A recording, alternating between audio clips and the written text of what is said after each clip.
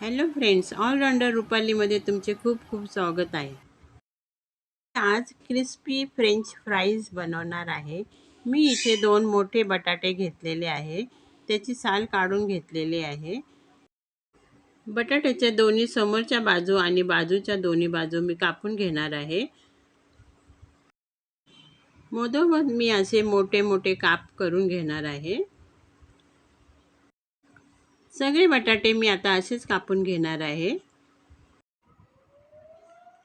आता हे बटाट्याचे काप मी 2-3 पाण्याने स्वच्छ धुवून घेणार आहे. त्यानंतर मी गॅसवरती गरम करायला पाणी ठेवलेले आहे. त्यामध्ये 1 चमचा मीठ घातलेलं आहे. त्यामध्ये आता आपण हे बटाट्याचे काप घालून घेऊया. 2 ते 3 मिनिटं फक्त पाण्यामध्ये उकळून घेऊया. आपण हॉटेलमध्ये खातो अगदी तसेच क्रिस्पी फ्रेंच फ्राईज तयार होतात. खूप टेस्टी लागतात. आपल्याला इथे हे बटाटे जास्त शिजवायचे नाही आहेत.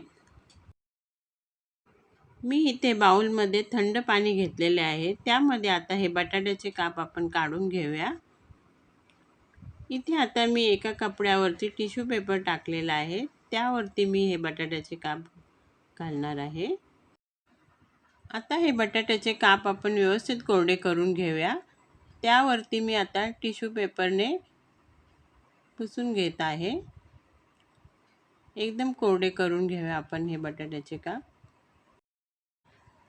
आता मी हे बटाट्याचे काप एका प्लेटमध्ये काढून घेतलेले आहे. त्यावर मी कॉर्नफ्लॉवर घालून घेणार आहे. व्यवस्थित असं कोटिंग करून घेऊया आपण. आता मी इकडे कढईमध्ये तेल गरम करायला ठेवलेले होते. आता आपण हे बटाट्याचे काप तळून घेऊया. 2 ते 3 मिनटं मी हे बटाट्याचे काप तळून घेणार आहे.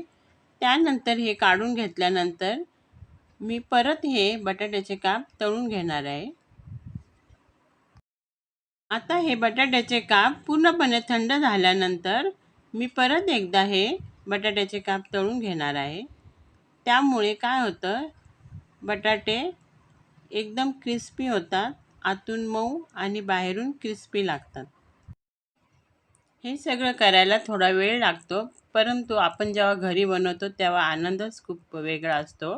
आता मी इथे बाउलमध्ये काढून घेतलेलं आहे. त्यावर मी पेरी पेरी मसाला घातलेला आहे. वरून थोडंसं मीठ घातलेलं आहे आणि असं व्यवस्थित हलवून घेणार आहे.